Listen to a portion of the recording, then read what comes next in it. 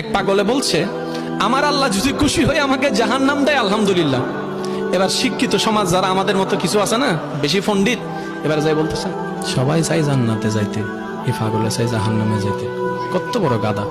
পাগলে মুস্কি হেসে বলে যায়, হ্যাঁ ঠিকই বলছেন, আপনাদের মতো সুস্থ আমি হতে চাই না, এই পাগলেই থাকতে চাই।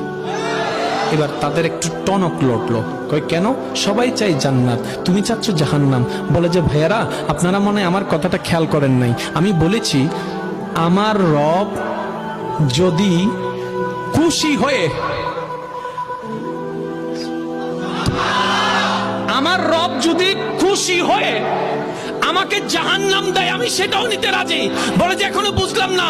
পাগল বলে জ্ঞান দিয়ে রবের বিষয় বোঝা যায় না, দিল দিয়ে বুঝতে হয়। আরে শুনো, রব যখন খুশি হয়ে যাবে জাহান্নামটা জান্নাত হয়ে যাবে, রব যখন নারাজ হয়ে যাবে জান্নাতটা জাহান্নাম হয়ে যাবে।